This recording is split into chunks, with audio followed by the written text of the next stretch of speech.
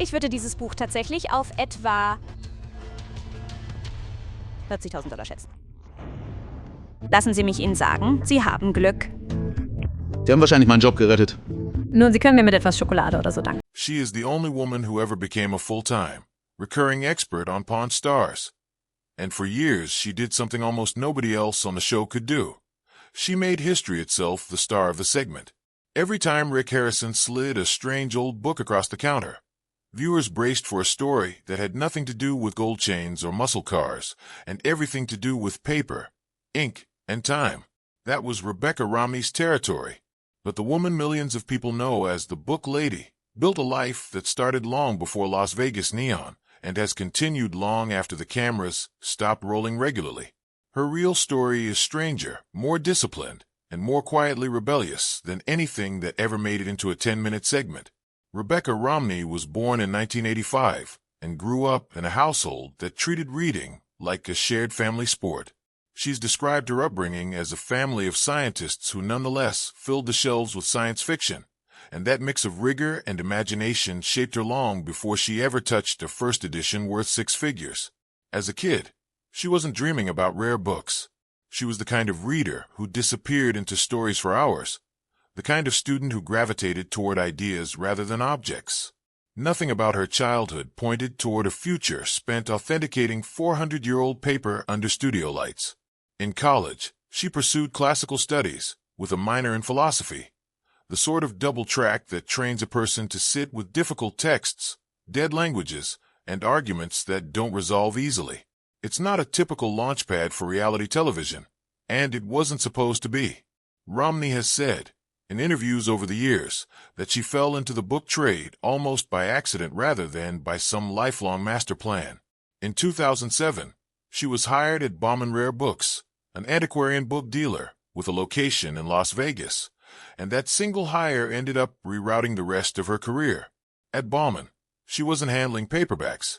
She was learning to assess Shakespeare folios, early scientific texts, and historic documents where a single flaw in the paper stock or a slightly wrong ink could mean the difference between a genuine artifact and a worthless forgery. By 2010, she had become the manager of the Las Vegas Gallery, still in her 20s, running a business built entirely on trust, expertise, and an eye trained to notice details that would slip past almost anyone else. It was this reputation, built quietly inside a bookstore rather than in front of a camera, that eventually caught Rick Harrison's attention. Harrison had been running the gold and silver pawn shop since the late 1980s, long before Pawn Stars turned it into a television institution. When the show needed someone who could speak with authority about old books, letters, and manuscripts, producers didn't have to invent an expert. Bauman Rare Books already had exactly the person they needed working a few miles away. Romney joined Pawn Stars during its fourth season in 2011, stepping into a role no one else on the cast could fill. The person who could look at a stack of yellowed pages and tell you not just what it was worth, but why it mattered. What made her stand out on screen wasn't theatrics. Where other experts on reality television lean into shock and spectacle, Romney's appeal was the opposite. She delivered enormous numbers and devastating verdicts in the same calm, matter-of-fact tone she might use to describe her lunch order. That steadiness became her signature. She could tell Rick Harrison that a piece was worth tens of thousands of dollars, or that it was a clever forgery worth almost nothing. And either way, she sounded like someone simply reporting facts rather than performing for an audience. Fans loved it, and over the years she became known affectionately as the Book Lady, a nickname that undersold just how much expertise was actually on display. Her tenure on the show wasn't confined to a handful of forgettable cameos. Across more than a decade of association with Pawn Stars, she evaluated items spanning centuries of print history, early scientific works, historic Americana, literary first editions, and the occasional item that turned out to be a well-constructed fake. Her job required equal parts detective work and diplomacy, since telling a hopeful seller that their treasured heirloom was a modern reproduction is never an easy conversation. She built a reputation for handling that tension gracefully, explaining her reasoning in a way that made even bad news feel like a mini history lesson. One appearance that fans still bring up years later involved a journal connected to the Lewis and Clark expedition, The famous 1804 journey that mapped the vast western territory the United States had just acquired through the Louisiana Purchase. The seller wanted a substantial sum for the item, but Romney's inspection turned up library markings that seriously undercut its value as a private collectible. It was the kind of moment that defined her role on the show. Not simply pricing an object, but reading the physical evidence of where it had been, who had touched it, and what that history meant for what it was actually worth on the open market. The final sale price ended up a fraction of what the seller had hoped for, and the segment became one more example of Romney's calm, unglamorous honesty doing more for the show's credibility than any dramatic reveal could have. Contrary to a persistent rumor that has circulated in corners of the internet, Romney did not vanish from the show under some cloud of scandal. Her presence on Pawn Stars gradually became less frequent for reasons that are far less dramatic than tabloid speculation suggests. Her career and personal life moved her away from Las Vegas.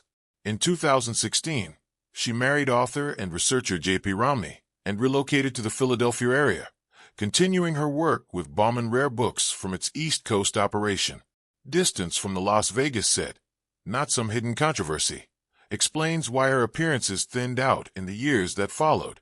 She has, in fact, continued to appear on the show periodically whenever her travel and schedule allow it, and she still carries the title of the show's rare book specialist to this day, filming segments during visits to Las Vegas well over a decade after her first appearance in Season 4. It's worth pausing on just how unusual her position within the Pawn Stars cast really was. For a show built almost entirely around a rotating cast of male experts and the shop's core group of men, Romney was the one consistent woman on screen, called back season after season not as a novelty, but because she was, quite simply, the best person available for the job. She never needed to compete with the show's louder personalities for attention. Her authority came from precision. When she spoke, Rick Harrison listened, because her track record of catching forgeries and validating genuine treasures had already proven its worth to his bottom line more than once. Her marriage brought her, at least by name, into an orbit of political history.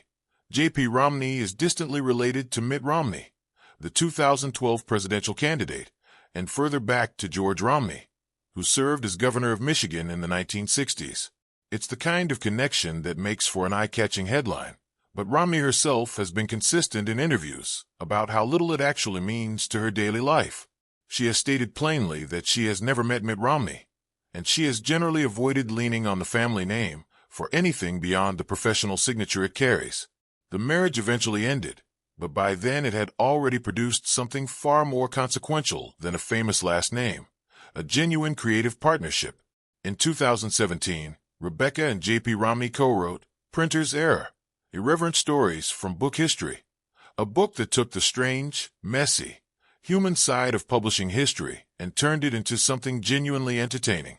It dug into forged manuscripts, copyright fights, printing disasters, and the odd true stories buried behind famous old books. The project mattered because it did something reality television never fully allowed her to do. It let her show her expertise on her own terms, without a ticking clock or a pawn shop's price negotiation hanging over every sentence. Critics responded well, and the book gave her a foothold as an author in her own right, independent of any television credit. That authorial voice only grew stronger from there. She later worked with Honey and Wax booksellers, and in 2017, she co-founded the Honey and Wax Book Collecting Prize alongside bookseller Heather O'Donnell. The prize was built around a specific observation Romney had made throughout her career. Women were often deeply passionate, deeply knowledgeable book collectors, yet reluctant to describe themselves using that word at all. The award, offered annually to women 30 or younger who've built distinctive and original collections, wasn't about the price tag of the books involved. It was about original thinking, curatorial instinct, and the confidence to call a personal library a collection worth being proud of. Over the years, it has recognized a wide range of unconventional collectors, and it has quietly reshaped how a segment of the rare book world talks about who gets to be considered a serious collector. Around the same period, Rebecca and JP also launched a podcast together called Biblioclast, dedicated to conversations about books, collecting, and the strange corners of literary history that rarely make it into a classroom syllabus. The show ran for roughly a year, giving Romney another outlet to talk about her field in long-form detail rather than the compressed pace a television segment demands. It reflected a pattern that would repeat throughout her post-Pawn Stars career. Whenever a format felt too limited to capture what she actually knew, she built or joined a new one that gave the material room to breathe. In 2019, she also appeared in The Booksellers, a documentary exploring the world of rare book dealing in New York City and beyond. The film profiled a cast of dealers, collectors, and auction specialists, and Romney's inclusion reflected how seriously the trade itself had come to regard her, well outside the context of reality television. Being featured in a documentary aimed at people who already knew and cared about the antiquarian book world was a different kind of validation than a hit cable show. It said that her peers, not just a television audience, considered her voice essential to understanding the field. In 2019, Romney co-founded her own rare book firm, Type Punch Matrix, based in the Washington, D.C. area, where she eventually settled. The name itself is a nod to the physical mechanics of early printing, and the business reflects the same generalist range she displayed throughout her television career. Everything from centuries-old scientific texts to vintage science fiction paperbacks passes through her hands. Building an independent firm from scratch, rather than continuing to work under someone else's gallery name, marked a clear shift from television personality to industry authority in her own right. Running her own company also let her set the terms of what kinds of material deserved serious attention, rather than simply following market demand toward whichever categories fetched the highest prices. Type Punch Matrix built part of its identity around genres and voices the broader trade had historically undervalued, including science fiction, genre paperbacks, and works by women writers whose original print runs had been dismissed in their own era as merely popular rather than literary. That approach wasn't a departure from her television work so much as an extension of it. The same eye that once spotted a forged signature on a Civil War-era bond was now being pointed at entire categories of literature that the trade had quietly decided weren't worth cataloging carefully. The Honey and Wax Prize, meanwhile, has continued to grow in the years since its founding, honoring a wide range of winners whose collections rarely resemble the leather-bound, glass-case stereotype most people associate with rare books.